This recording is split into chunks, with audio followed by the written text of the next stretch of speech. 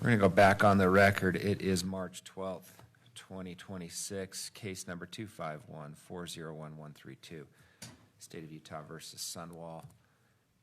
Welcome back, everybody. The jury is here and ready to go. Anything we need to cover? Yes, we just had, I guess, just one issue that we wanted to bring up and have the court to think about. I know it's not ideal.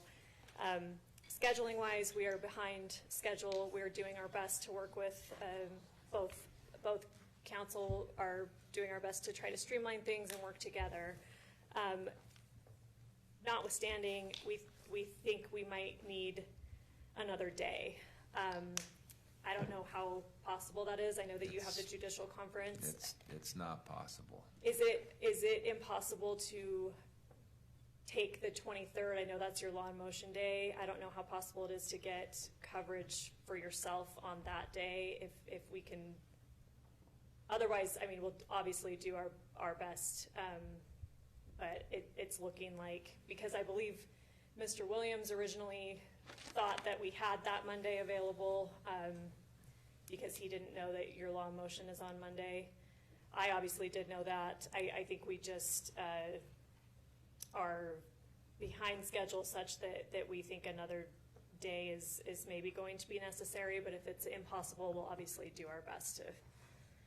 The parties asked for 9 days, and that's what we gave you. I don't think there was any question about, and that included jury selection. I don't think there was any question about how much time the parties were going to have. I think we simply miscalculated. So I don't know that we're gonna do our best to streamline. I think we've cut down. We've cut a witness and we've tried to cut down on timing of witnesses. But I just wanted to flag that for the court. I don't know that it's something we need to decide right now. And obviously we'll do our best to avoid it. I just wanted to see what the possibilities were. That would be the only option, is to see if I can get coverage for law in motion on that date. Okay. I don't know if that's a possibility, but we potentially can. What we are not going to do is give this to the jury on the afternoon of the 24th. Okay. That's not going to happen. Okay. That's not fair to them. Agreed. They are here on the 24th, and that is their last day. Agreed. We are not giving it to them that afternoon. In our prior discussions, the hope was that they would have all day, the 24th, to deliberate. If they didn't start Friday, the Friday before, I'll look in to see if I can get that Monday, if I can get coverage. We're hoping it's not necessary, and like I said, I think both sides are going to do our best to streamline and speed things along. But I just wanted to flag that we are behind schedule. I'm glad you guys are talking about it, because we've got to work within this time frame, and if we can get an extra day, we'll try and figure that out. Okay, thank you, Judge. Anything else before we bring the jury in? Not right now from the state. All right, thank you. Let's do it.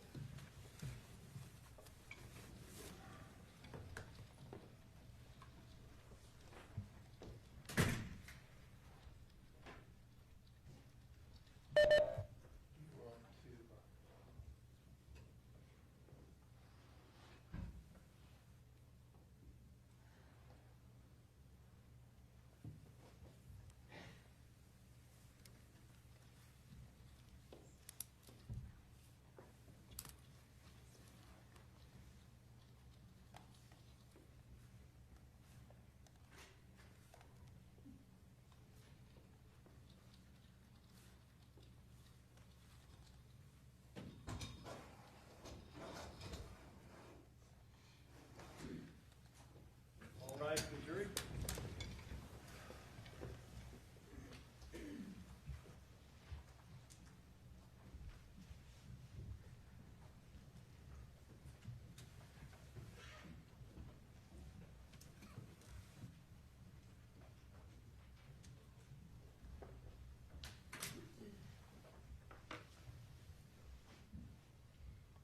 Thank you. Please be seated.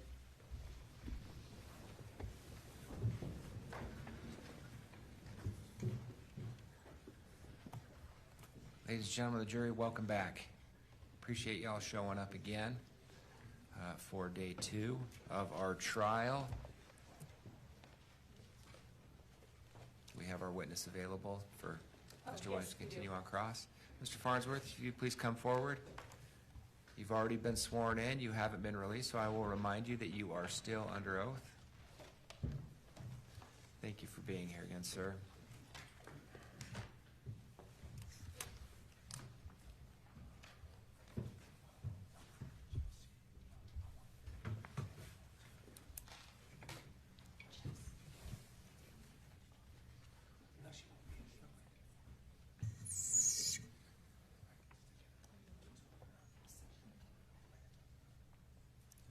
Mr. Williams, when you're ready. Thanks.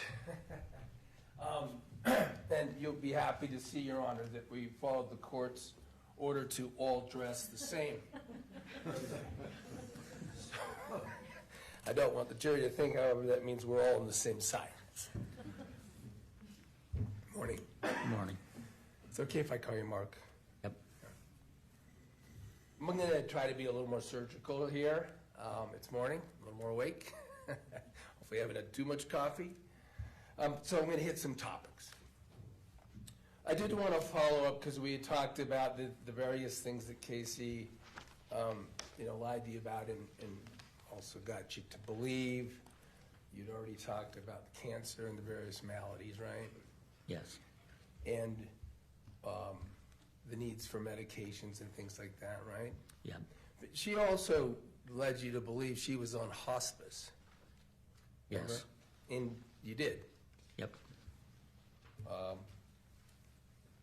I want to touch on this subject of insurance in this life insurance stuff. Now, you talked a little bit about it yesterday. Do you remember that? Yeah. This issue of life insurance was bantered about by Kacee for years, wasn't it? Yeah. And you even, as you testified yesterday, it just didn't make sense even to you for reasons that included financial, right? Yes. She had once told you, well, I've got some boyfriend who's paying the premiums, correct? One time. Oh, paying one premium? Yeah. Oh, okay. And, I mean, again, it's Kacee telling you, but you didn't have any proof or reason to determine whether that was even correct, right? Right. And when Kacee used this discussion in that topic, she would often use it divisively, wouldn't she? In other words, she'd sort of say, well, I'm changing the beneficiary to this person, or people are after my life insurance policy and things like that. Do you remember that? Yes. I mean, one time she even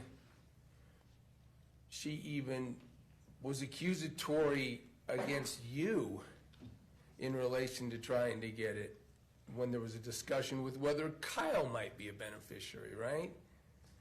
Yeah. I mean, and I think you expressed, but you can do it again, it must have been pretty frustrating to even have her discussion of this life insurance be divisive as to you and your brother.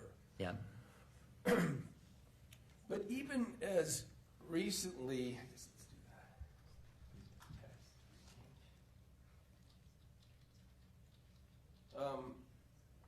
as April of 24, April before Kacee passed, do you remember her even talking about that subject divisively vis-a-vis Meggan? I need to show it to you. Or you can. Yeah, go ahead and put it up without. In some text messages, do you recall that? Text messages with me? Yeah, Kacee and you are talking about Kacee trying to tell you, hey, Meggan just wants my life insurance policy. I've taken her off of it. You shouldn't even let her come to the house. I don't like her, etc. I'm paraphrasing. I'm going to show you the actual words in a minute, okay? Okay. But do you recall that? You were kind of supportive of saying, okay, I'm here to help if you want me to intervene. I don't know that I recall specifically that, but that kind of conversation, I would say, yeah, that probably happened. And, I mean, you know now, do you know now?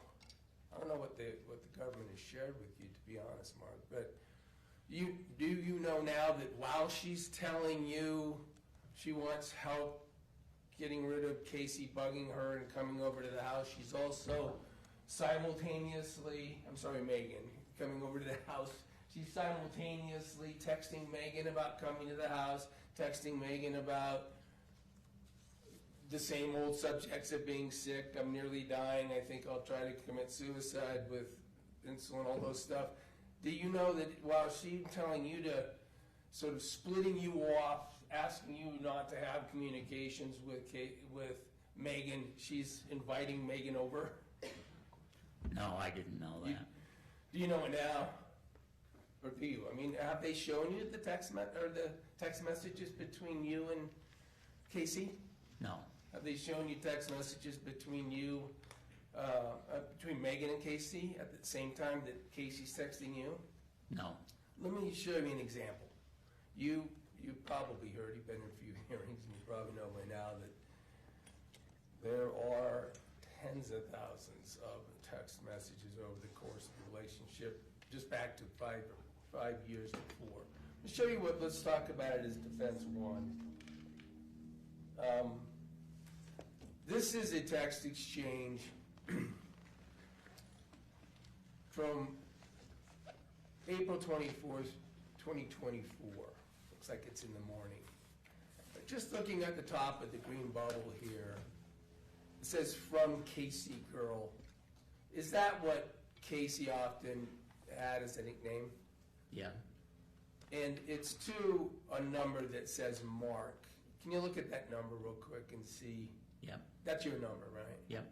So does this look like text messages? You can go ahead to the blue bubble and look at that blue bubble and see if it's you back to her.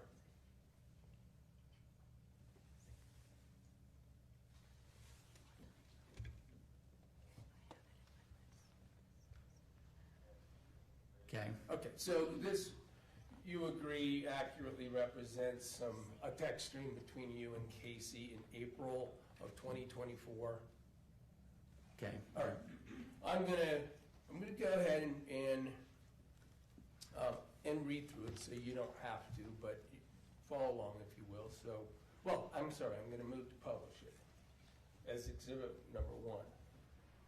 No objection. Do we need different numbers? Oh, do you want? Or do we have defendants exhibit 1 and states exhibit 1? What's easier for you? I'm happy to do letters if you like. Letters might be more clear. Sorry, Judge. So, that's Every all right. court practice is different. Yeah, that's all right. So defendants exhibit A, A. and you're offering this. Yes, and it sounds like there's no objection. Court received defendants exhibit A, you can publish it. Thank you, and then we'll get these numbered correctly on the ultimate provision to the court. So I should check first. Again, I'm sorry. So we've got Kacee girl telling you about Meggan, that I think she's still hoping I'm dying. That's all she talks about because she thinks she's getting my life insurance policy. I never told her I took her off it because I didn't want to start fighting. But it's like our friendship isn't a friendship anymore. Again, this is April. All she'll ever talk about is me dying and asking about my health, and I don't want to think about my health, and I don't want to talk about it, but I'm sure it's all money. But I called her out on it, she would try to cry and say I was rude for even thinking that, and she just cares about me and doesn't want me to be in pain anymore. I'm just tired of having this same conversation with her. You see that? Yep. Now, you would be sympathetic to the supposed position of Kacee, right? Yep. And so you say, you need to put in writing what you want done with the life insurance, and then I'll call her and I'll put an end to this if you want me to, right? Yep. Scrolling down, she doesn't seek your help, right? She says everything is in writing. Now, as far as you know, that's not true, right? Right. But she mad that she went through my life insurance policy when I went out of town with Keller, when I was living at her house. By the way, she wasn't living at her house. That would have been years before this was written, right? Yeah. And I had letters and things with friends and family for after I passed. So after me and her went and planned my funeral, I told her I wasn't telling her how much it was or anything because I had surprises for people to get after I was gone, but she went through all my stuff anyway. I didn't even put it back to make it look like she didn't go through it. I'm sorry, she even put it back. So I called my attorney. You're not aware that she ever had an attorney, right? No. And I changed everything and I put it in your name and Kay's. Kay's your sister, right? Yep. Caitlin is her name, but you guys called her Kay. Yep. Of course, that's not true in terms of, and put it in your name in case you never saw any proof that anything got put in your name or Kay's, right? Right. I don't want her to know. She can be pissed off after I'm gone. I'm just gonna block her off of my phone, so if she gets a hold of you, just don't respond to her. And hopefully she'll leave me alone. But I don't want to bring up the life insurance thing with her because that's going to give me major anxiety. So she's asking you here not to help, right? Yes, I think she's just saying, Well, I'll take care of it and you don't have to do anything. I'm sorry to interrupt you. I was just, we don't get to speculate on what people thought, so that's why I was about to interrupt you. But that's okay. Because you say, okay, you say, all right, I'll stay out of it, right? Yep. So she's clearly, you interpreted this as that she wanted you not to have contact with Meggan, not to get involved with Meggan, right? Yep. She went further. She said, thanks, hopefully she won't get you involved. I just wanted to give you a heads up because I was thinking about how her husband got in contact with you, so I can't remember if it gave her your phone number and I first went on hospice, or if he just called your insurance phone number because he had done my taxes. And then if you can scroll up.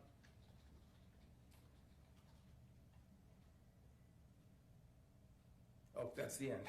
So you never did go back and forth with Meggan because, among other things, even though you offered, Kacee is splitting you off saying, don't communicate.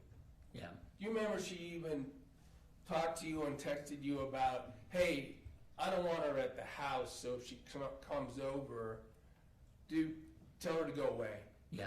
Now, what she's telling you, that's before, for instance, the events that we're talking about, where, as we now know, she is inviting Meggan over to engage in an insulin overdose. You didn't know that, of No. course. So she's already told you that she wants you to expel Meggan, to keep Meggan away, that she's broken it off with Meggan, that she doesn't like Meggan and she's fighting, and this is in April. Right? Yeah. All right. I just wanted to touch on the subject of, you can take that down on publishing. Thank you very much, brother. You had talked about some blessings, and that Kacee had asked you to give her blessings periodically, right? Yep. Those blessings come from a pretty darn serious place in your spiritual beliefs. Agreed? They can, yeah. I mean, I think you explained it. It is God empowering someone who holds a position, a certain position, bishopric at some point, to give these blessings to people for various purposes, right? Yes. Now, Kacee knew that that's the strength of your belief and that it was religious and where it came from, right? Yeah. So she asked you to do that. And you mentioned she didn't ever ask you to give her a blessing in relation to a release and to a dying. She didn't, right? Right. Instead, she asked you to do it on some other subjects. And one was to bless her in relation to her health and getting better and beating cancer, right? Yeah. She asked you to give her a spiritual blessing about cancer that she didn't have, right? And you did, didn't you? And I don't know that it was specifically about cancer, but, you know, she was sick, and so a blessing of healing and comfort. Healing and comfort for reasons that after her death you learned she didn't have, right? Specifically with the cancer, right, but she had a lot of other health issues that she would have wanted a blessing for. All right. Let me go to this other subject. We had talked, this is part of the investigation, not as personal, I'm sorry. I'm going to move off something that personal and just talk about the investigation and the evidence, okay? I'm not going to traipse you through all the things again about all the roles you've had here. I think that'll probably come out with investigative witnesses. But I want to talk about one feature we touched on yesterday and expand on it and clarify it and let this jury understand it. And I'm going to call it the Fanta box. Do you want them to put it up, or are you ready? Either way. I'm ready. You're already plugged in, so sorry. I'm not a Reneging on you. This is actually State's Exhibit 7. Could that be published?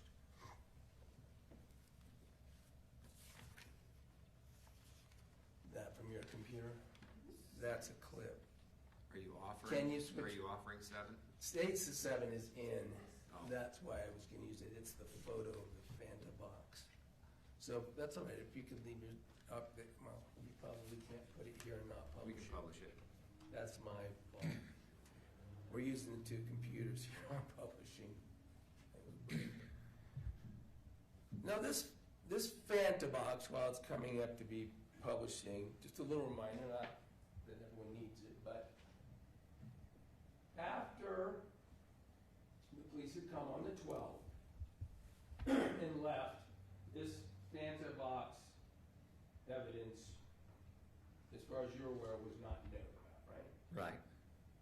Then the police come and do this search. I kept calling it, referring to a warrant, and you might have not, that might not mean anything to you about warrant, but still trying to get Exhibit 7 up. But, My computer froze, sorry. okay. We'll get it up. I'll just lay out the history of it. Then they search in connection with their investigation with a team on the 14th of August, a couple days later, and then say you can go ahead and go about your business in the home, right? I mean, dates I'm not gonna remember, but That's what I'm telling you. sequence of events, yeah, a couple of days after. Thanks. And I'll try to tell you because these things are known and it's not fair to ask you, therefore, to have to remember them cold. Okay, this is State 7. Now, when you go out, you find this, I think, on the 18th. At any rate, a couple days after that search, right? A number of days. Correct? Yeah, And this I'm talking about, of course, it didn't look like it's in plaintiff 7. It was this Fanta box, and this Fanta box was in the garbage can that we had talked about, right? correct. And as we went through that and laid that out yesterday, this garbage can's over there on the patio. We're gonna see it in a minute, we're gonna play a clip. Okay. But you go out that patio door that you would describe, that's where Kacee would be, right? Yeah, That's where people would go and come, that were her friends, and how she would leave and arrive for her life, for the way she operated there, right? yeah, She'd sit out there on that patio and smoke and talk. Sometimes you could overhear it, things like that, right? yeah, yeah, That's Kacee's garbage can. yep,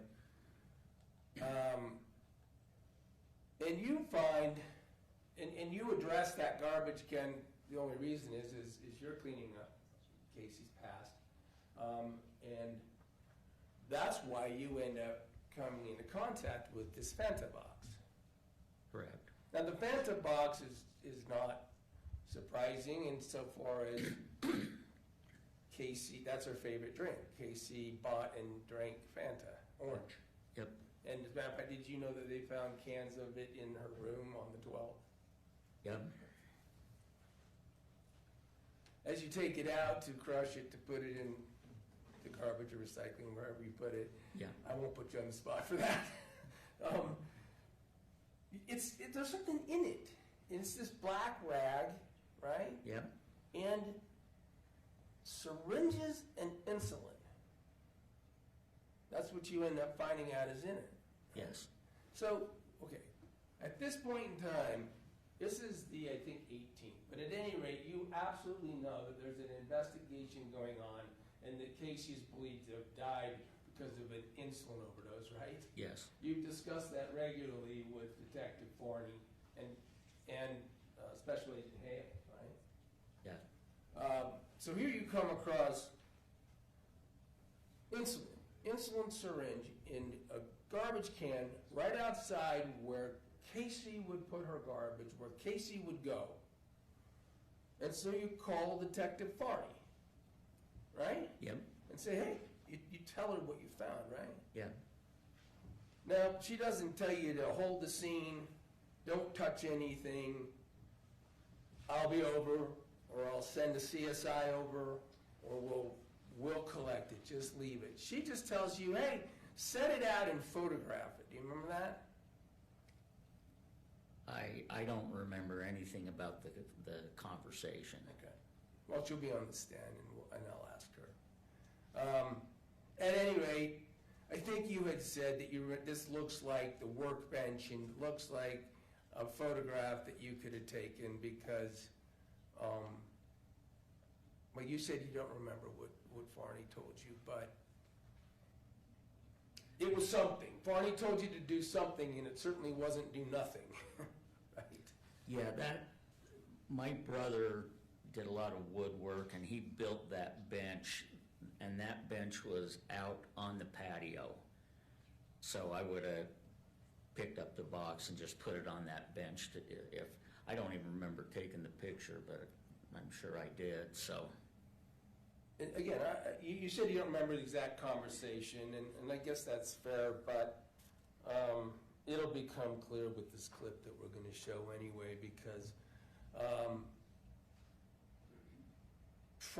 Detective Farney, I'm sorry, does come over on the 19th for a couple hours to do a number of things at your house, right? Remember that? The next day? You don't remember? Well, let's show some clips, and maybe we'll end up having to show more. Maybe we can do it with the detective, though, too, since you obviously don't have these things in your possession in terms of body cameras and stuff like that. Let me tell you that it was the 19th, and that Special Agent Hale's Detective Farney and some other people who are going to be witnesses or related, I don't think, but came over, and I guess I'm going to ask you what the purpose is. Ultimately, I'm going to have to ask them. But let me ask you if you recall that among the things that were done when they came over that day was address this question of the Fanta box. Do you remember that? Of what? The Fanta box evidence. Yeah. I don't remember the specifics of any conversation. I'll probably have to do that then with the detective. If it is the case that the detective just asked you to put the evidence in a plastic bag and she would pick it up, you would have done that, right? Yeah. You don't recall being told to use gloves or take any precautions when you put this evidence into a plastic bag so she could just pick it up, right? You said I you don't don't recall recall. that. Yeah, I would have put it in a plastic bag if I was instructed. Let me show you what's on the screen right now. and see if you recognize where that is. That's the downstairs kitchen. Now, again, you were never asked to take pictures of your house or, to your knowledge, had any police officers come in and take pictures so they could document what it looked like or anything like that, right? Right. But here we are on some body camera. Do you recognize that's you? In the right, with that ball cap on? Yep. Okay. You're down in the kitchen. There's some boxes. And I'm going to move to admit this clip as defendant's B. Ms. Hunt? I guess I don't know how much of, are you playing the entire thing? How long is it? 52 seconds. Oh, it's on there. This is a clip that is 52 seconds, and I'm happy to play it through non-published before the prosecution has to make a decision about whether they object, if that's appropriate. It comes off discovery. Ms. Hunt? It doesn't,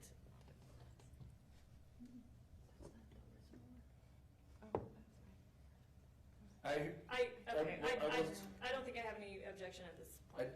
I will say, I think I heard in the question about whether it's an original.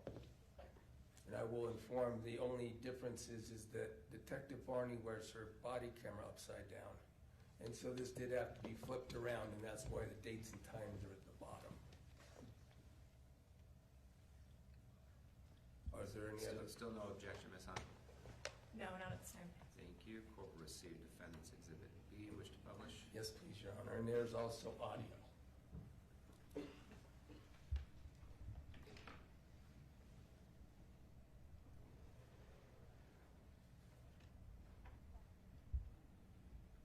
Let me stop it right there.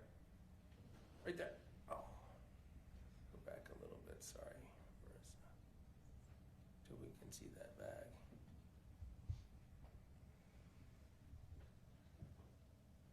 That's good enough. Play until you can see the bag if you can, please. Right there. Can you see what Detective Barney is holding up there in a plastic bag? Yes. Does it look like some of the stuff that you had taken out of the Fanta box? Yes. When you, well, you said you're not sure exactly what she asked on the phone and such. You don't see a Fanta box there, right? Right. You don't see the black rag there, right? Right. Okay, we can play on.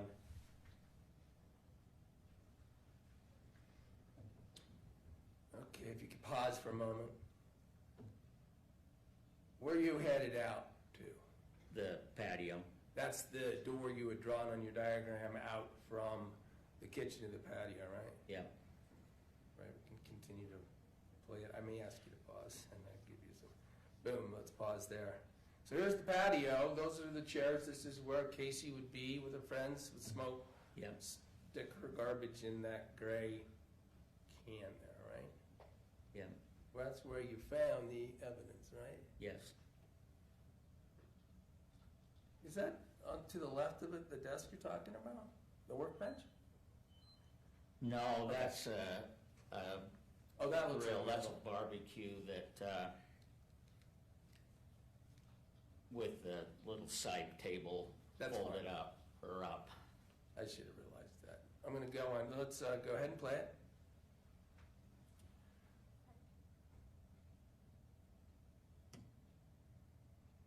Stop.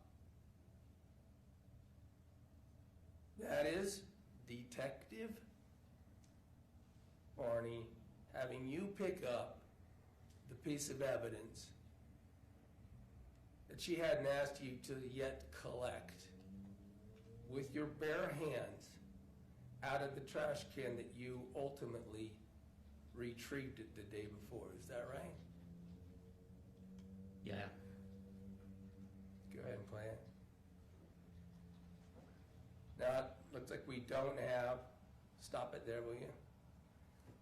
we can't see the bag. Does this refresh your recollection that you're talking to her about the stuff she had, that bag she was holding in connection with the Fanta box? Yeah, I mean, I don't remember anything about the conversation. Okay. Is there not the ability to play the volume, or did we choose not to? Okay. We're checking on volume. Mr. Farnsworth, do you need to take something? I noticed that an alarm went off. Need a beep? Yeah, just before I came up here, I had a shot, so I think that'll take care of me. Obviously, we're stopping any second you need to. I'm good. You know that, right? I'm good. Okay, play it. Boom. In fairness, let's go back a bit if we can, because we can at least slightly hear the volume if we're quiet. I'm not sure why we don't have it stronger, but let's, if we're all quiet, and play it again from there. For your benefit, Mark, to refresh your recollection that you're talking to her about the box, about the evidence that you're holding in your bare hand. Okay. With that box, and everything was in the box, but it was stuck in here, I usually pull these out and stamp them down, and I could feel there was something there, so. And this is not yours. Well, it could be, but I have no idea for sure. Boom. So that refreshes your recollection. The Detective Varney comes over to you, talks about the Fanta box evidence, talks to you about who it could be, talks about where you found it. You retrieve it right out of a garbage can, and in front of Detective Varney, stick it back in the garbage can, right? Yeah. That's where it stayed. You ultimately threw it away from there? Remember? Yeah, at some point, I would have stamped it down and taken it to the big garbage can that goes out to the curb. Same for the black rag.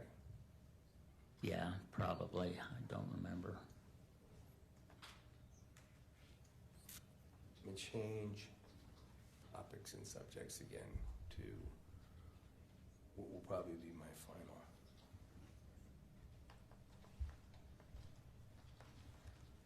You were asked some questions by the prosecutor yesterday about what Kacee did in the form of stealing money from your grandparents, right? My parents. I'm sorry, her grandparents, Yeah. grandparents. Yeah. Thank you. I'm prone to that. So let's start over. You know that Kacee was stealing money from your grandparents, right? From my Objection, parents. misstates evidence. Yeah.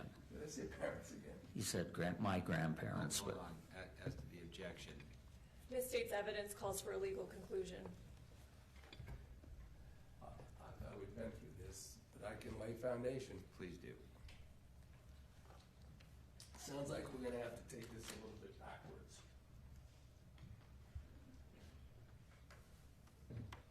At some point, there were irregularities with your parents' third time's a charm bank accounts, right? yeah. And you talked about that a bit yesterday, and I want to talk about it more, all right? Okay. Sounds like we need to start from what the final conclusion was about that stuff, okay? Okay.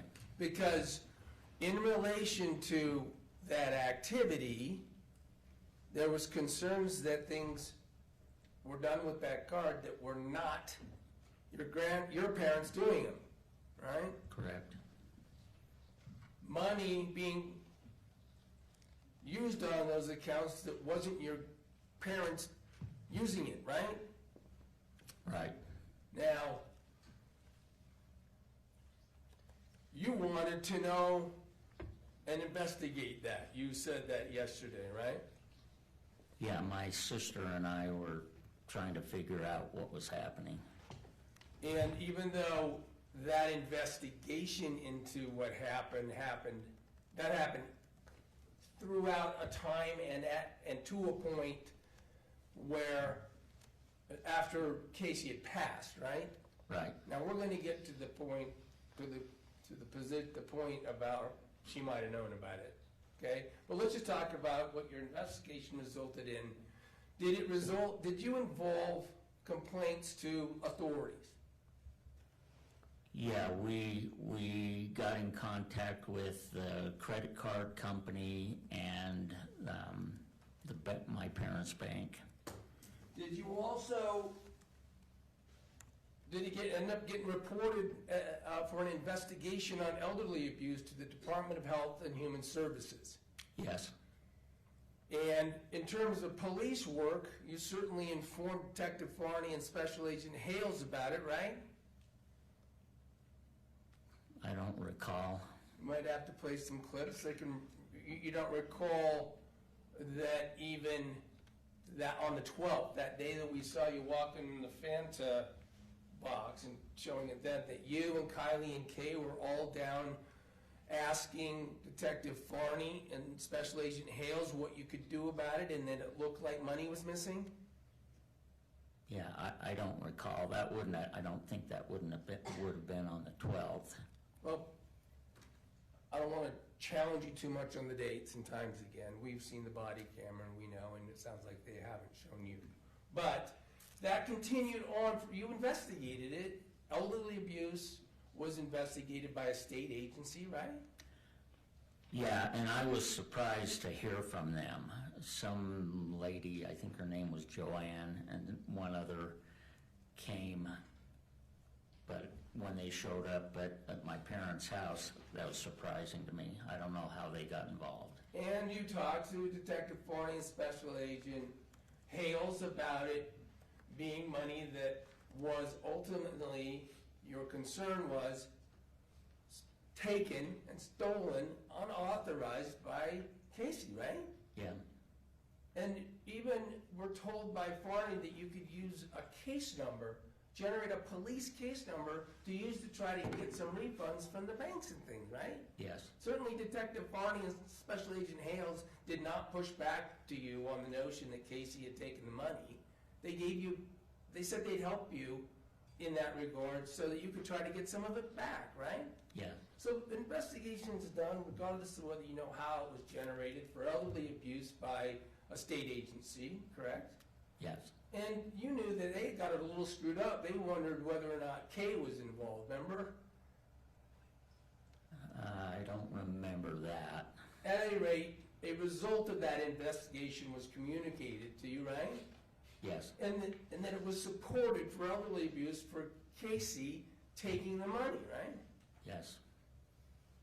And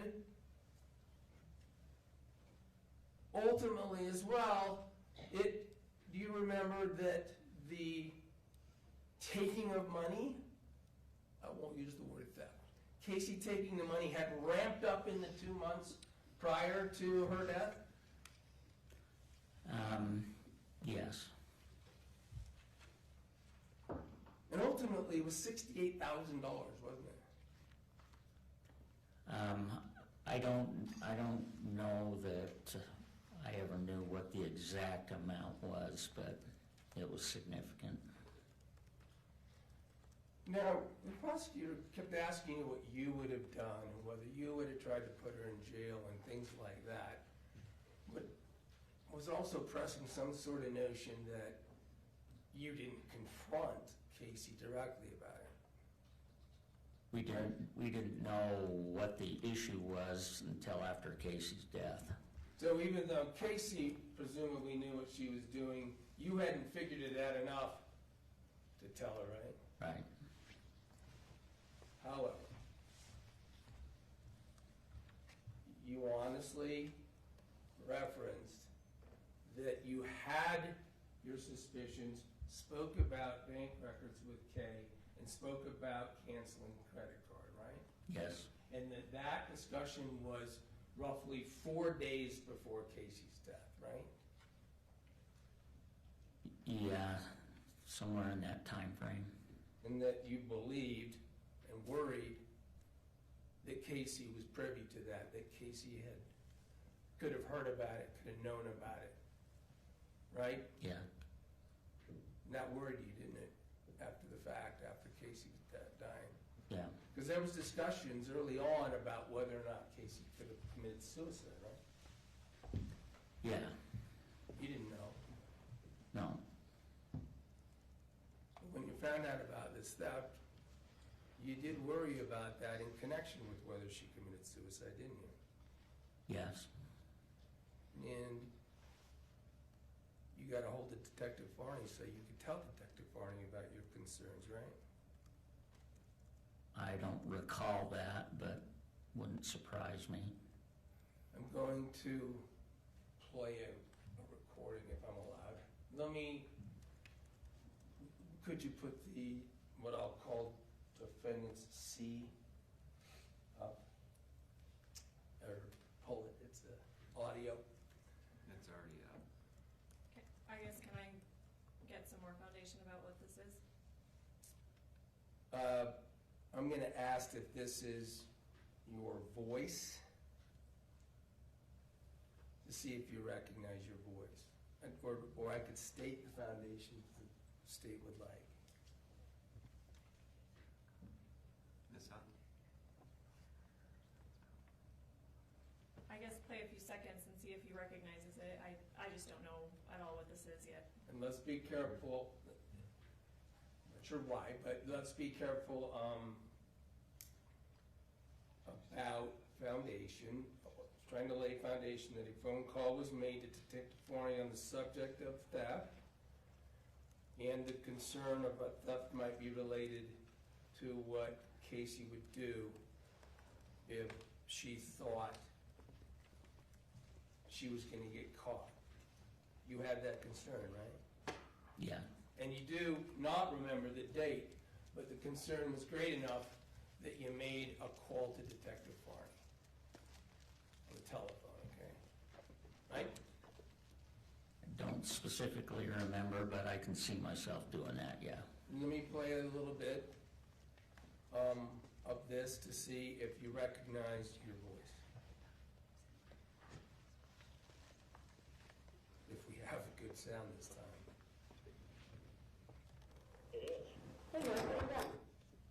You recognize that voice? No, Okay, so my sister and I, Let me stop there. yeah, You recognize that voice? yep, That's you, right? that's my annoying voice, yeah. I find it quite calming, Mark, so we can disagree on that. All right. Represent that this is a phone call. The witness has identified his voice. I guess it goes to will lay further foundation if the state still requires it with Detective Farney. Ms. Hunt? No objection. Thank you. Court received Defense Exhibit C. You can publish. Sure, let's start from the beginning and see how loud we can get it, unless it's really super loud.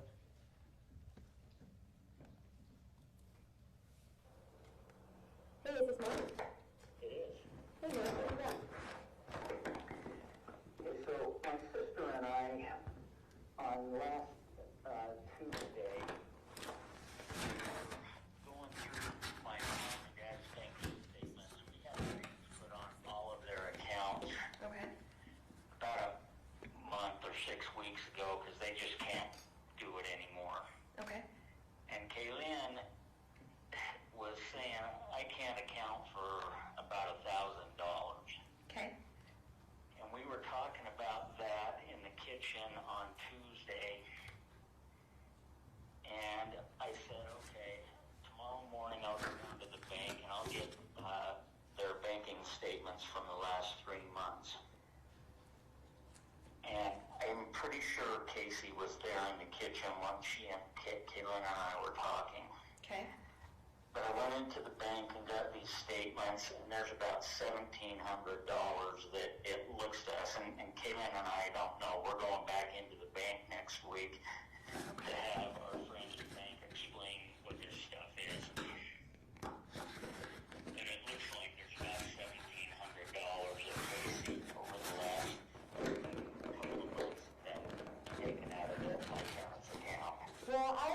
a credit card statement that I need to ask you about. It's similar in nature to that, but I'm actually here in Santa Cruz, so I'm going to call you back if that's okay.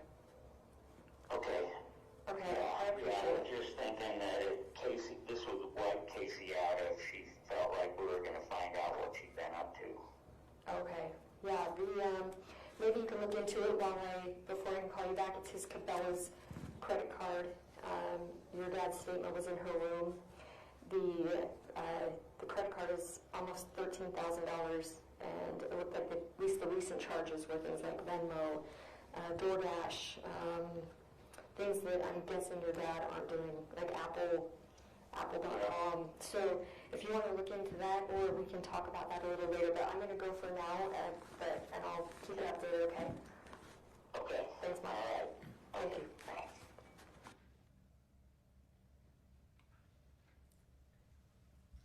You ever concerned that if Kacee was certainly in a point she could overheard and known about your intent to investigate theft, right? Yes, You were concerned that's important information that Detective Farney should have, right? yes,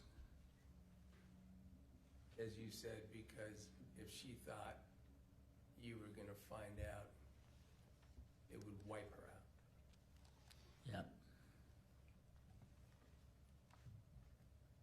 She would react very severely. Objection calls for speculation.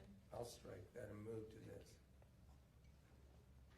You don't know what it would have done, but you did get ready even as recently as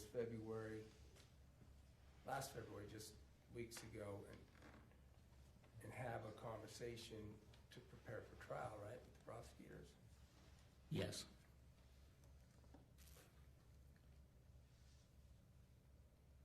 The subject came up again even when you talked to them, right? yeah, You once again told them that discussion you and Kay were having in the kitchen was at a time when it was in the presence of Kacee, right? yes,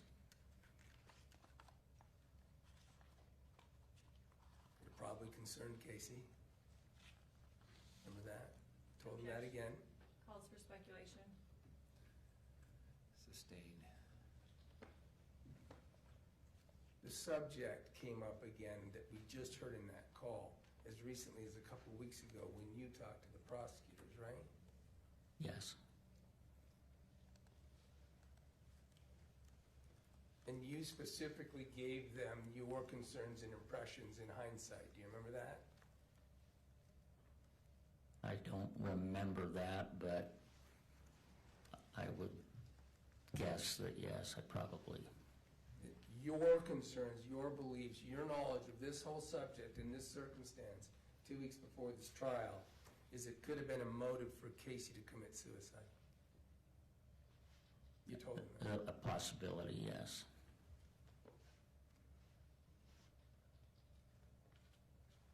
Mark, thanks for answering the questions. That's all I have with you on this. Thank you. Redirect? Yes, I'll try to be brief.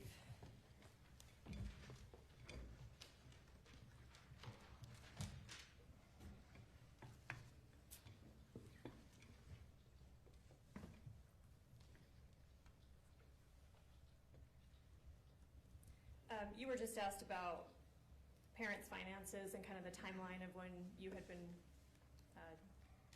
suspicious of or ultimately discovered that something happened, right? You remember that? Yes, You weren't part of, you were asked if officials were contacted and did an investigation. You maybe would have given them relevant information, but you certainly weren't part of the investigation Objection team. needed. no, As to the objection, overruled. So again, you're not part of the investigation team. no,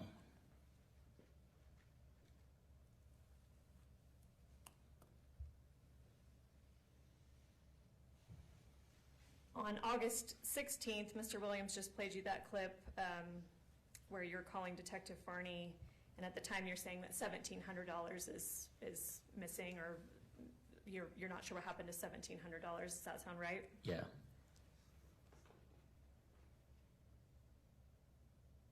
And then you were asked about, it's heard in that call that something about this would have wiped Kacee out. Do you remember what you meant by that at the time, wiped out? Yeah, it would have been emotionally traumatic for her. You were asked about a conversation that you had with the state a few weeks ago in preparation for trial, and at that point you said, in hindsight, it may have been a possible motive for suicide. Is that fair? Yes. Did you, at the time that Kacee was alive, did anything about her demeanor, behavior, anything like that indicate to you that she was suicidal? No. Did anything at the time indicate to you that she was concerned about you looking into the finances? No.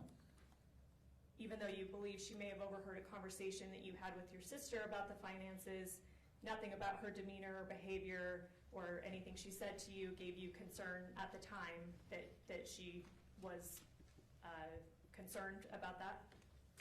No, the morning of August 12th, the conversation that Kacee and I had in the downstairs kitchen was really good.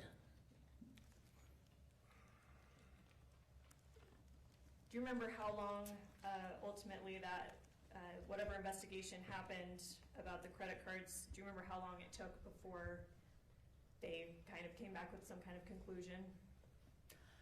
I don't, because, you know, we had a couple of different credit cards that we were with different companies, if I remember right, that we were trying to do research into, and also into all of my parents' bank accounts.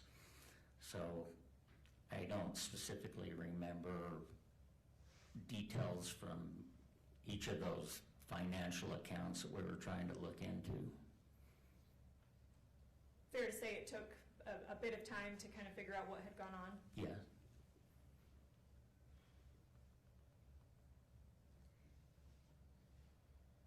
We asked you, and Mr. Williams asked you a bit yesterday about, I'm going to change topics here. Remember we talked about the syringe you ended up finding after the flood when you're pulling up the carpet?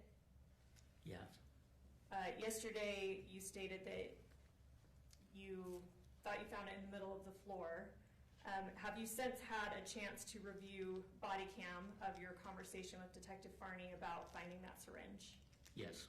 Did that refresh your recollection of the circumstances of you finding that? Yeah. Tell us how, now based on your memory, how you found that syringe.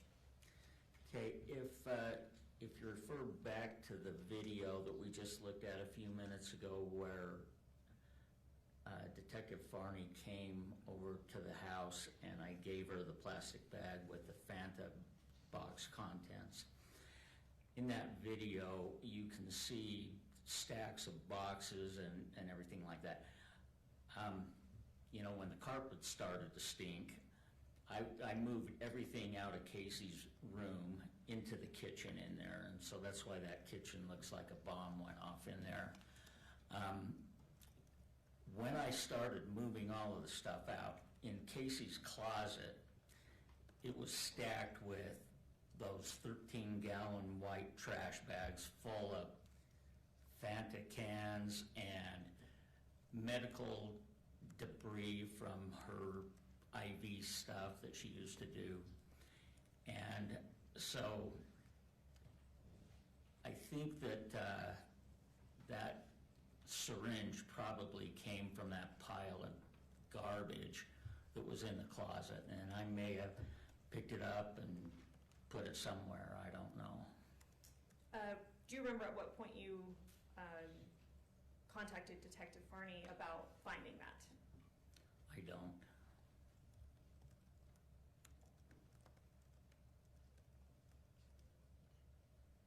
I'm going to ask to show the witness what's been marked as State's Exhibit 151.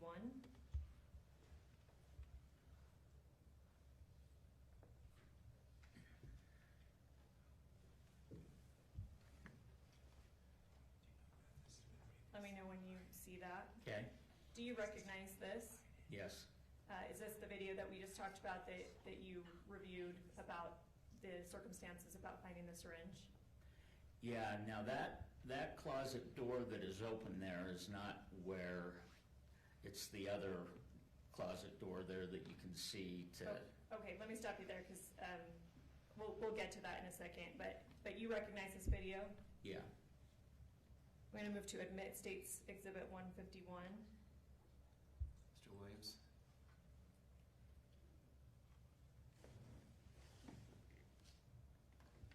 Once again, we've never received this as an exhibit. We'll address on how much has been done with this witness overnight. It appears, is it 11 seconds long? Yes.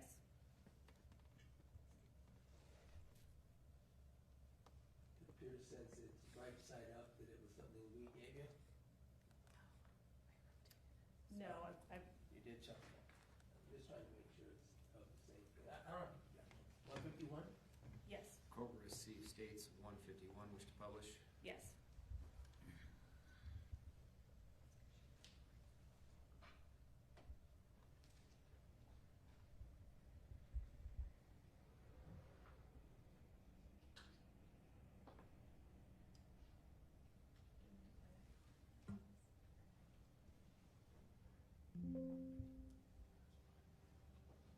Is that another syringe?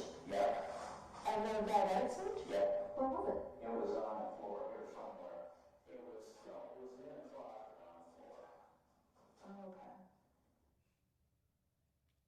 Is that, All right. So you said it was on the floor here somewhere, and then you said it was in the closet on the floor. Does that refresh your recollection more about how you found that syringe? Yeah. You talked about the closet having been full of trash and medical supplies. Do you remember if you said it might have been on top of those, all that other things in the closet? Do you remember exactly where that syringe was? I don't remember exactly that. This used to make me a little mad because Kacee would throw all of her trash in those 13-gallon trash bags and then just throw it in that closet. And then like on Monday, she'd take 7 or 8 of them out and throw them in the big trash can and fill it up. And now the rest of the week, nobody else had anywhere to put garbage before it went out to the curb. And so that's, So there was a lot of things in that closet. yeah, and common. Either way, fair to say that did the video refresh your recollection that that syringe was found in the closet? Yeah. What other, you said other medical supplies were in there. What kinds of things? Mainly things that she would have used for her IV treatments that she did. So we talked. Tubing, other types of the big syringes that I have no idea how that stuff works, but that kind of thing. And then little vials of whatever it was she was taking. You said syringes are part of maybe the supplies that were in there. Yeah. And you just said bigger syringes. How do you differentiate? I believe in the video you say an insulin syringe. How are you able to differentiate between an insulin syringe versus a bigger syringe? Size and diabetic syringes have an orange cap. The syringes that Kacee used for IV came individually packaged in like a plastic thing that was probably about that big. So those kind of, the packaging for medical supplies and things like that were also in those trash bags. Mr. Williams asked you if you believed that Kacee was on hospice, and you said right. You Yes. said you did, right? Yeah. What made you believe that Kacee was on hospice? And she told me. Were there other circumstances that seemed to support that to you?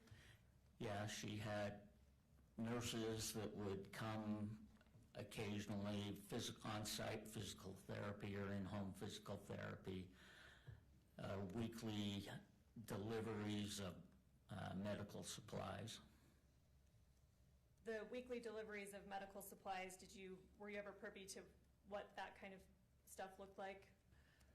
No, they came in a white box every week, and there was, some weeks there would be multiple boxes because they'd send the bags of fluid. But that was, like a regular occurring thing that those supplies would be delivered. You mentioned bags of fluid. Do you know what that fluid was? Saline. Saline. Yeah. Do you know the purpose that Kacee would have needed that saline for? For the IV treatment. Did you believe that to be for her cancer or for Yes. her? Okay. Do you know do you know if that kind of treatment is necessary for her kidney condition?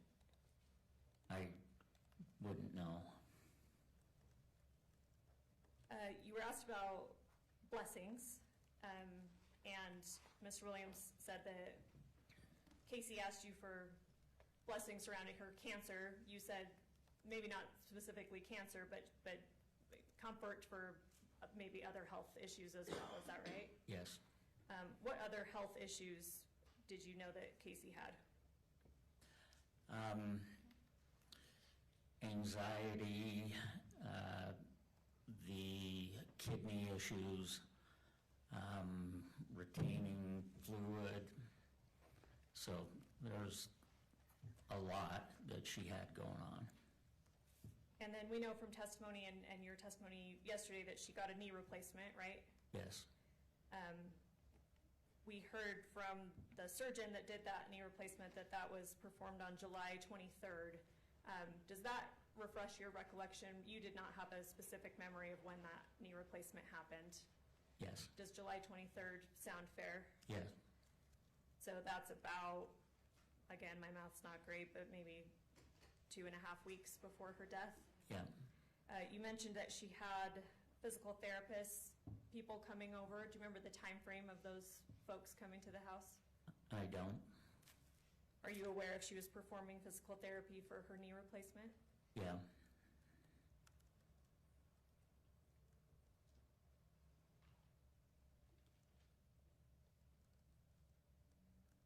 Mr. Williams showed you the body cam of this trash can on the patio with the Fanta box. Remember that? Yes. In the body cam, Detective Farney asks, could this have been your insulin? I believe you said that it could be yours, you don't know. But I want to clarify what you meant by that. Because yesterday we had testimony that, I guess, is that insulin that you would have thrown in that garbage can? No, I wouldn't have. And, if there wasn't an investigation of a death, if I would have found that, since that orange cap was off of it, I'd have thrown it away. But it's not a place that you originally would have thrown it away. No. So when you say in the video it could have been yours, what did you mean by that? Well, it could have been taken out of the refrigerator, and I don't remember I don't know if I even looked at the date, the expiration date on the insulin. But if it would have been older, or even possibly Kyle's, I I don't inventory that and keep track of it. So that insulin could have at one point belonged to you, but it's not where you would have thrown it away. Right.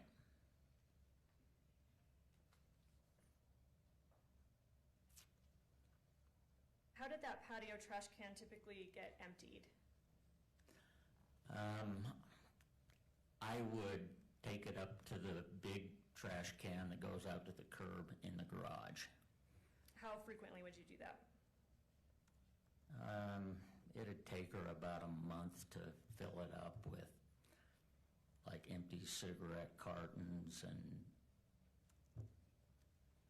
Fanta boxes and just that kind of stuff. Do you remember the last time that trash had been emptied before you found the Fanta box? I don't.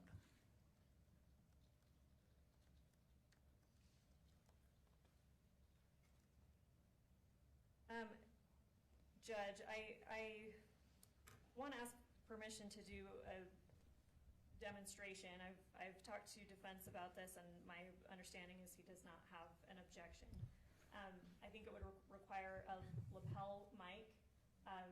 We have a glucometer here that is the same type and model of the one that's at instance in this case, and I want the witness to demonstrate for the jury how that's used, the process of testing one's blood sugar. Mr. Williams? Yeah, we had talked about it, then it wasn't done on direct. Clearly, that's way outside the scope. He asked about it in cross, but a glucometer, types of glucometers, how many there were present in the home came up. I don't have objection if they want to do it. All right, you can. You want to get a mic? Yes.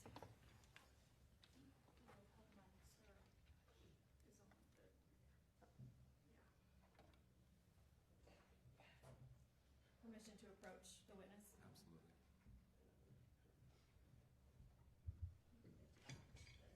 This isn't going to involve actually pricking a finger and drawing blood. Certainly no. No, he's just going to walk through the process. I'm happy to do that if you want. Okay. And through enough. With your leg, are you able to maybe just kind of come down and stand right here and demonstrate for the jury Yeah. so they can see a little easier?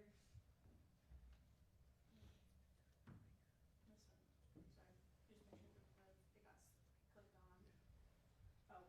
the top, Thank you, Brooke. Thanks. All right, so I'm handing you this demonstrative. And without actually pricking your finger, and if you could verbally walk through the steps that you're taking, show how measuring your blood sugar happens with this monitor. Okay. All right. So this is what they call the test strip.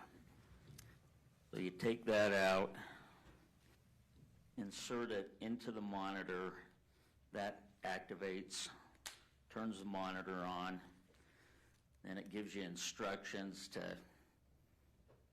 prick your finger, get some blood, then you just put the blood on the end of that test strip, and then this starts counting down.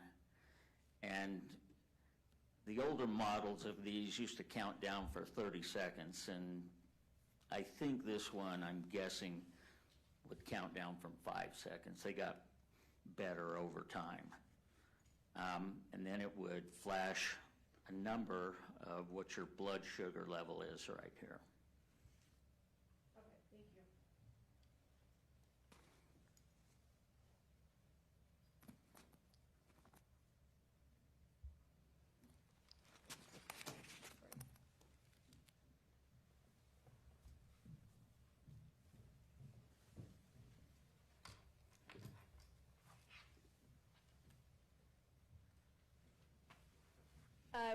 Using that glucometer, you said you prick your finger.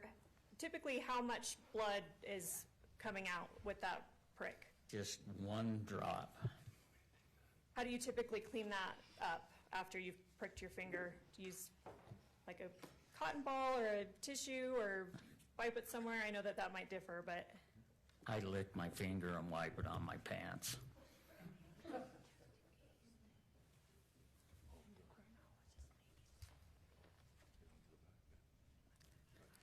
If I could just have one moment. I don't have any other questions. Mr. Williams? Briefly, Your Honor, so we're all clear on First of all, Kacee, with all the work she was doing in that house, with what people were doing, with how she was helping your mother, she certainly used the glucometer, would know how to use it, right? Yes. Clear up this hospice thing. She told you she was on the hospice that you assumed was for her cancer treatment, right? Right. And she had told you that over the course of years, hadn't she? Yep.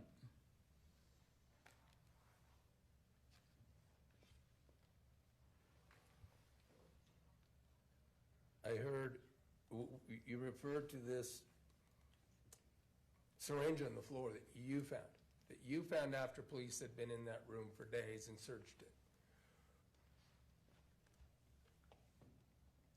I need a verbal answer. Yes. EMTs had been in that room, right? Yes. Police officers had been around that room, right?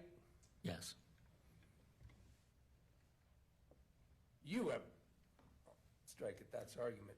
You said that you had been shown this and refreshed your recollection since last night? Yeah. I mean, since, your testimony yesterday, you've been working with the prosecutors in preparation for today's testimony? I met with them for just a second, yeah, Was that last night or this morning? this morning.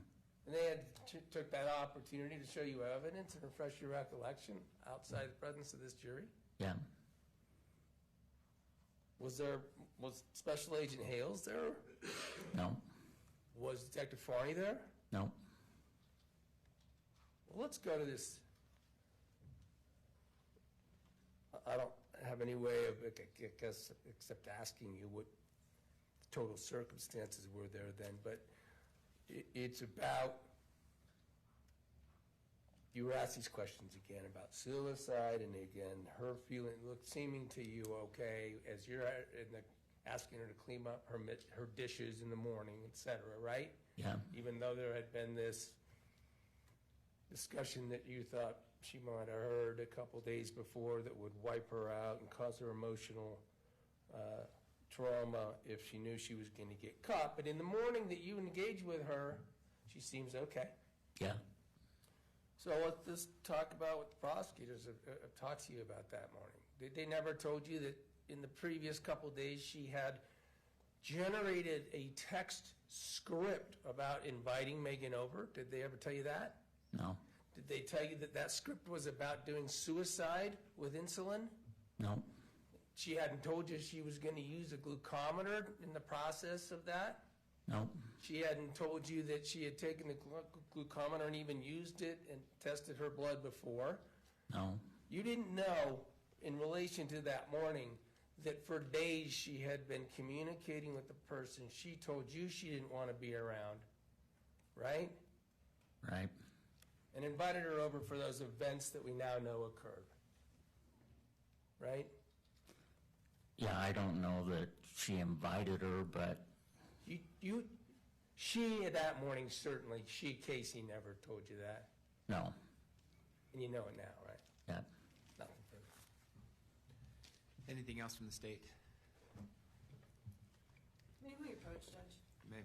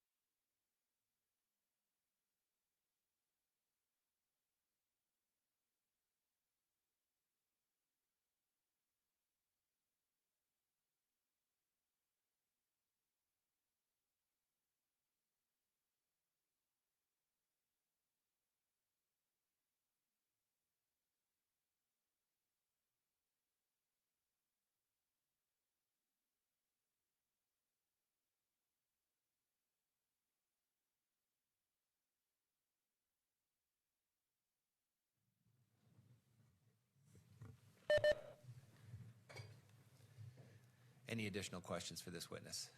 No, Judge, thank you. Mr. Farnsworth, thanks for being here. Thank you. You're free to step down.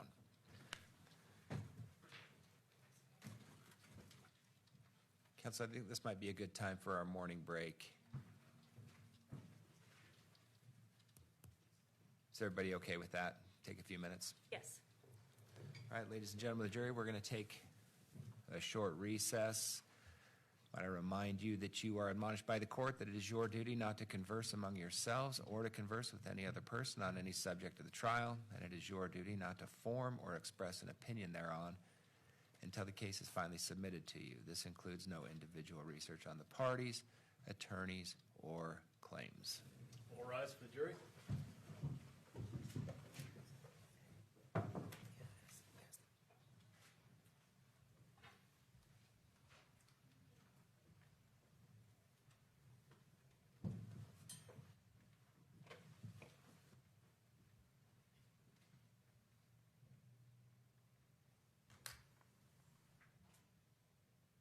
Thank you. Please be seated.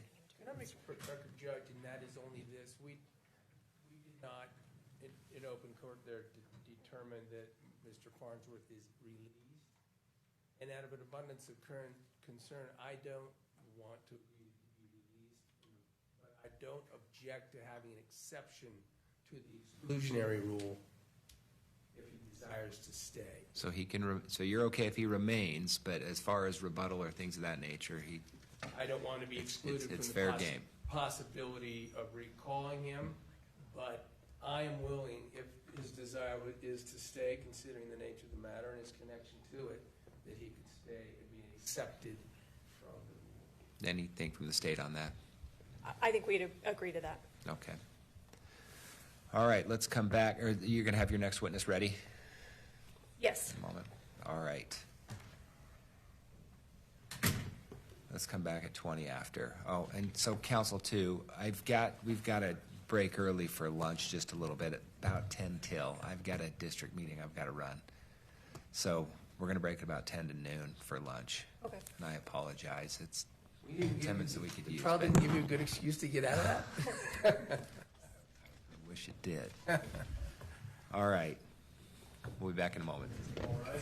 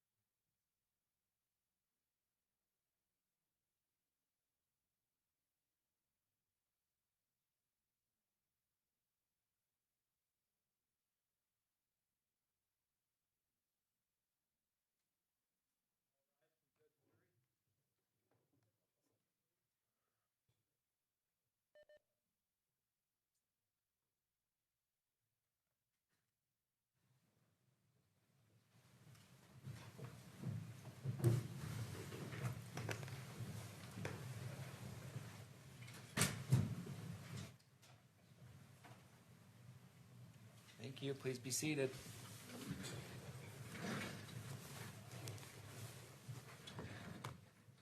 We're going to go back on the record on case 251-401-132, State of Utah versus Sundwall. Ladies and gentlemen of the jury, welcome back. We ready with our next witness? Yes, Sarah Varner. Thank you. Please come forward. We'll get you sworn in. Please raise your right hand. You do solemnly swear the testimony you shall give in the case now before the court will be the truth, the whole truth, and nothing but the truth, so help you God. Yes. Thank you. Come on up and have a seat.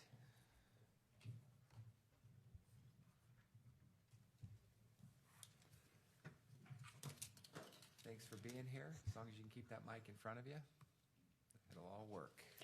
Counsel. Thank you, Judge. Good morning. Would you tell us your name and spell your last name, please? Yeah, Sarah Varner, V as in Victor, A-R-N-E-R. How are you employed? For the Utah County Attorney's Office. What do you do for the Utah County Attorney's Office? I am a victim witness coordinator.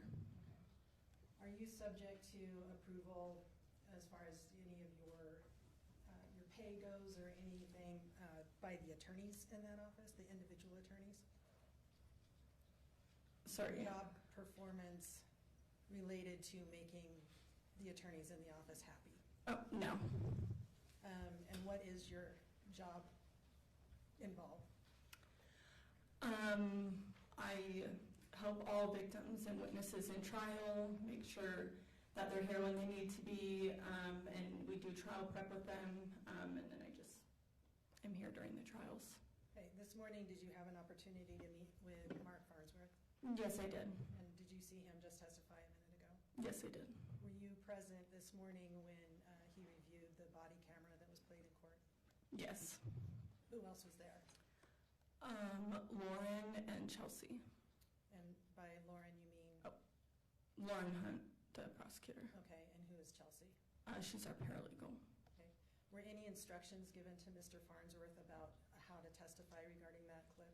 No. Was any more played than the 11 seconds that were played in court? No. Thank you, that's all I have. Any questions, Mr. Williams? No. Thanks for being here. You can sit down. Next witness.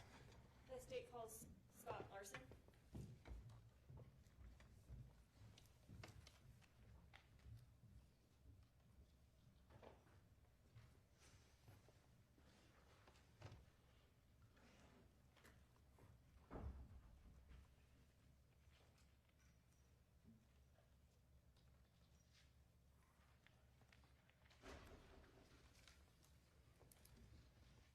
Good morning, sir. Please come forward. Come up here near the clerk and we'll get you sworn in. Come on up here. Please raise your hand. You do solemnly swear the testimony you shall give in the case now before the court will be the truth, the whole truth, and nothing but the truth, so help you God. Yes. Come on up here and have a seat.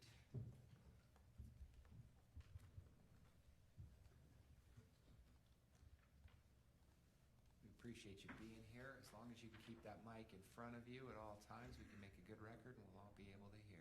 Thank you. Counsel. Good morning. If you could state your name for the record. My name is Scott Larson, Larson. What is your occupation? I am a forensic toxicologist. Briefly tell us what that means. Forensic toxicology is the field of testing biological specimens for drugs, alcohol, and poisons. I want to talk about what kind of training and education is required for this position. Can you briefly go through your educational background? Yes, I have a bachelor's degree in science in biology and another bachelor of science in medical technology and a master's degree in pharmaceutical sciences. How long have you been a forensic toxicologist? For just over 20 years. Does it require, you just listed the degrees that you have, does it require those degrees, the job? Some base level science degree is necessary, yes. Does it require, does your specific job title require any certifications? I've been board certified by the American Board of Forensic Toxicology since 2010, and that's one of the requirements at my employment.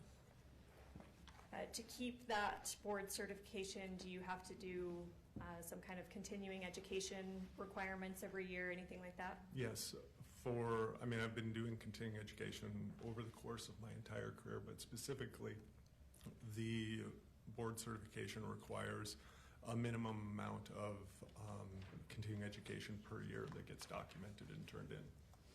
Or do you always keep current on that? Yes.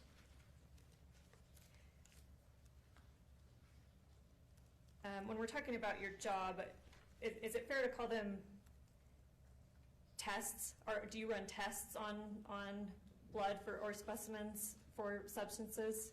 How should I refer to that? Tests or assays, yes. About how many tests do you perform in a typical year? Well, for my position at this point, what I do is review. So in terms of reviewing analytical data, I review roughly 12,500 cases per year. At what point, at one point in your career did you actually do the testing? Yes, for many years. I started as a bench toxicologist in my first job and did that for probably the first 10 to 15 years. And now it sounds like your job is to review the tests that have been done by somebody else? Yes. And what are you reviewing for? What does that look like? So the NMS, where my laboratory that I work for, we run basically in like an assembly line type system, and I'm on the last phase of that line. And what I look at is all of the initial documentation that gets turned into our laboratory, the chain of custody, which tracks the sample and what happens to the sample through its lifespan and testing at the lab, all of the analytical screening data, confirmation data. I write the report and then release it to the agency that requested it. Do you know what case we're here today about? Yes. Kacee Terry, does that name ring a bell? Yes. Did you review the testing that was done on the specimens involved in this case? Yes, I released 2 reports on this case. I'm going to show you what's been marked as States Exhibit 13. You have a screen up there. Let me know when you're able to see that.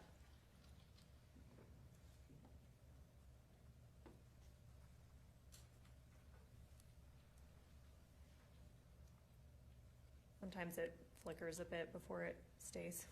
Came and went. There we go. It's on. Ooh. It'll just takes a bit to warm up.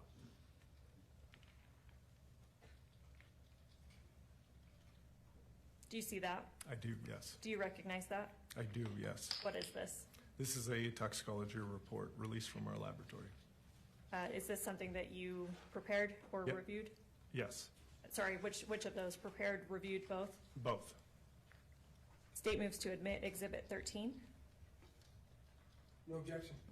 Court received States 13, wish to publish. Yes, thank you.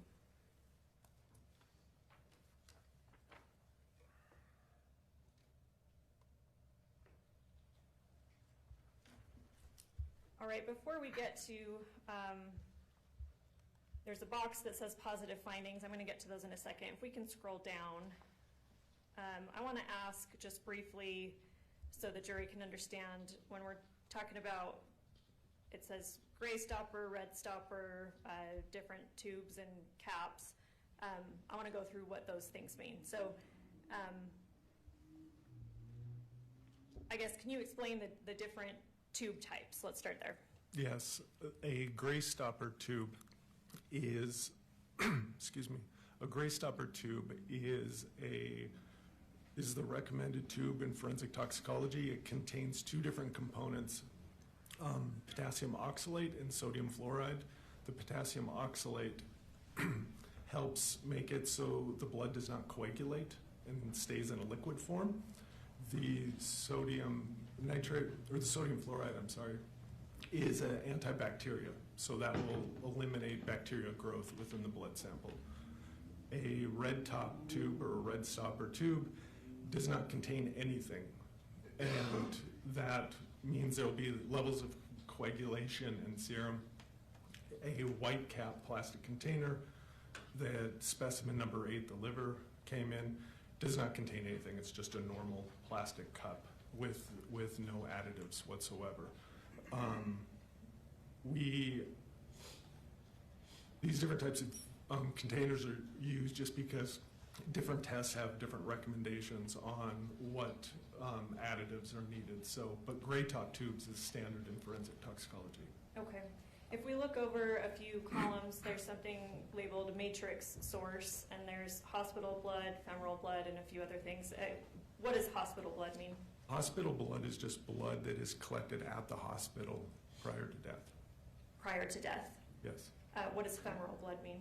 Femoral blood is postmortem blood, and that is what's called peripheral blood, and that would be collected from your femoral artery, which is in the kind of the upper section of your thigh. When you're doing your testing or your review, does it make a difference whether something is hospital blood or femoral blood?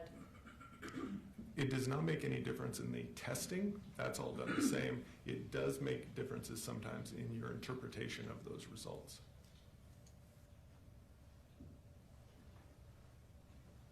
So it looks like in this case we have both hospital blood and femoral blood. Yes. Why might that make a difference in results? Well, there's a lot of different reasons. I think the first one is if you look under collection date and time, the hospital blood was drawn on August 12th of 2024, where the femoral blood was collected on August 16th. So with that 4-day window, you would expect different results because your body could metabolize, things like that. So the hospital blood would be theoretically, we would receive results that would happen before any the hospital, anything that the hospital would have given them. You'd see those results more in the femoral blood. So you'd see differences in the results. And then also you mentioned hospital blood is prior to death, femoral blood is after death.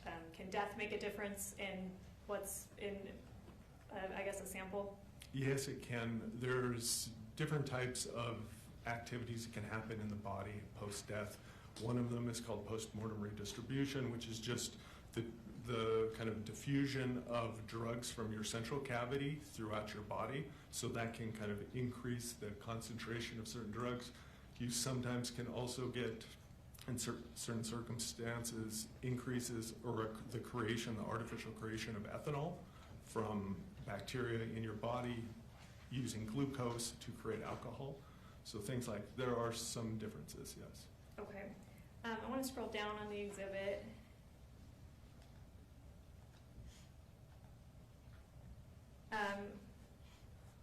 At the top we see detailed findings, analysis, and comments. I want to go through this. The first one is naloxone, and I'm sorry, to clarify, these would be, I guess, tell us what exact findings these relate to.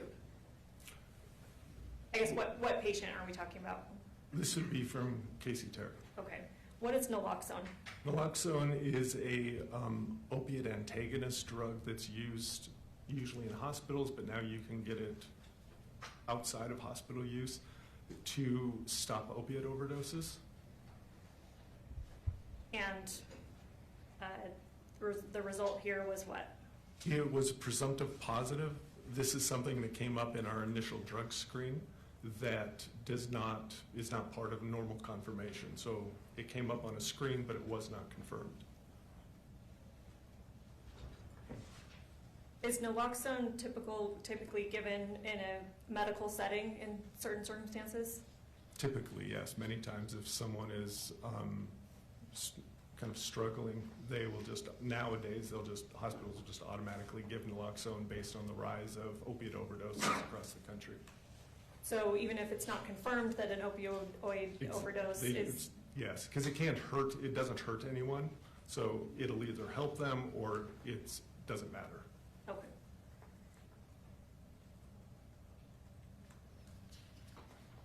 The next one we see down is oxycodone free. What is oxycodone? What is oxycodone, first of all? Oxycodone is a narcotic analgesic used for pain relief. And what does the free mean? It can be found in two different ways in the body, either free, which means not bound by plasma, or conjugated. So we test for free, which is the normal forensic way, but we just like to clarify what we're reporting. Okay. What was the result here for oxycodone? It came up in the initial drug screen, and then it was then followed by a confirmation, and it was 34 nanograms per mil. And what was the specimen source for that? Hospital blood. 34 nanograms per milliliter. Help us understand what that result means. 34 nanograms per mil would be considered a therapeutic dose of oxycodone. For anybody? Yes, I mean, that would be like your normal prescription with the tablet. Obviously, there are different prescription. I mean, doctors would give different people different prescription amounts of the amount that they would take, but this falls within the range that you would expect. So you would not expect 34 nanograms per milliliter to cause an overdose? Not unless there's very unique circumstances. We talked before about naloxone, which is given if an opioid overdose is suspected. Would that being given at the hospital lower the oxycodone level in the blood? It wouldn't change the oxycodone level. What it would mean is the oxycodone would not be able to bind to the appropriate receptor because the naloxone would be blocking that receptor. Okay, so this So 34... it doesn't change the concentration, just whether it's activating the downstream effect in the body. Okay.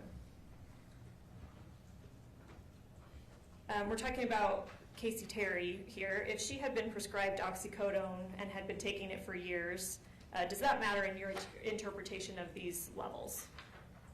It would. There's something in the human body called tolerance that basically as you take, the more you take any drug, your body creates a certain level of tolerance to some of the side effects from that. So that's one of the questions I always would ask a medical examiner or coroner that I'm working with is if someone has a prescription for that, because if there is a prescription, especially for a long period of time, you would expect a level of tolerance. Is that something that you did in this case? I did not have any conversations with the medical examiner in this case. Is this level consistent with what you would see in somebody prescribed oxycodone? Yes. Let's go down to oxymorphone-free. What is oxymorphone? So oxymorphone is also a narcotic analgesic that you can get prescribed, but in addition to that, it is a metabolite of oxycodone. So as oxycodone is breaking down in your body, there's a different enzymatic pathways that break it down to that, and then to other later stage compounds, which is just a way for the body to get rid of the oxycodone out of your body. Okay, so I'm going to ask you a few questions just to make sure that I and the jury understand. You referenced something called a metabolite. What does that mean? So when you take any drug, or most drugs, not every drug, but most drugs, your body will start breaking it down into similar compounds that are easier to clear out of the body. So when we're talking about oxymorphone and oxycodone, is oxymorphone a separate drug that is given, or when you're talking about being